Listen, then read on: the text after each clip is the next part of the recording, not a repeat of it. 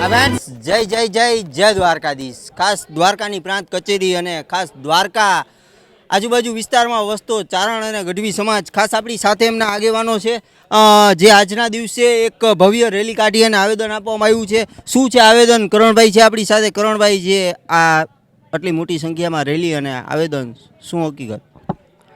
જે તળાજામાં એક જાહેર સભામાં, જાહેર પ્રોગ્રામમાં અમારી માતાજીઓ વિશે અને અમારા સમાજ વિશે, અમારી માતાજી અમારા માટે સર્વસ્વ છે અને અમે માતાજી થકી ઉજળા છીએ। અને માતાજીને લઈને પણ એવું પણ કહેવામાં આવ્યું, મેં વિડીયો સાંભળ્યો કે ચારણ લોકો એની દીકરીઓના અને એના માતાજીના જ વખાણ કરે છે। માતાજીઓના વખાણ કેવળ ચારણો નથી કરતા, રાજપૂતો પણ કરે છે અને બધા સમાજો, કારણ કે માં હોય છે, 18 વર્ણ માને માં માને છે। એટલે માતાજીને લઈને પણ થોડુંક અપમાનજનક લાગણી દુભાય એવું નિવેદન આપ્યું છે। અને ચારણ સમાજ પ્રત્યે પણ એ સભામાં જે બોલવામાં આવ્યું છે, આયર સમાજની સાથે અમારા સંબંધો છે બહુ સુંવાળા છે, બહુ મીઠા છે અને મામા ભાણેજના પણ સંબંધો છે અને ભાવનાત્મક અમારા તાંતણા વણાયેલા છે। એને અમે કોઈ દોષી નથી ગણતા। એક વ્યક્તિના કારણે આખા સમાજને દોષારોપણ નથી કરતા। કોઈ માણસની એવી બુદ્ધિ હોય અને એની બુદ્ધિના કારણે એણે આવું નિવેદન કર્યું હોય તો એના તરફ અમે પગલાં ઈચ્છીએ છીએ અને આયર સમાજ પણ અમને આમાં સાથ આપશે એવી અપેક્ષા રાખીએ છીએ। જય માતાજી, જય બરોટ। જે મોટી સંખ્યામાં આવેદન, શું મુદ્દા હતા આવેદન?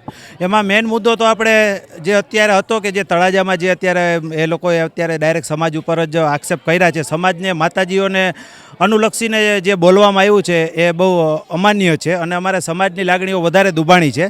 તો એ સમાજની લાગણીઓ દુભાણી એ પ્રત્યે અમે અત્યારે અમારો ચારણ સમાજ દ્વારકા તાલુકાનો ભેગો થઈ ગઈકાલે ખંભાળિયામાં પણ ભેગા થયા હતા અને અમે આવેદનો પત્ર આપીને જે અત્યારે અમારી માંગણી છે કે ભાઈ કડકમાં કડક પગલાં વહેલી તકે લેવામાં આવે અને આ જે વ્યક્તિ વિરુદ્ધ જે સમાજની લાગણી દુભાણી છે એનું અત્યારે કડકમાં કડક પગલાં લઈને અમને અમારા સમાજ પ્રત્યે અમને ન્યાય મળે એવી અમારી આશા છે।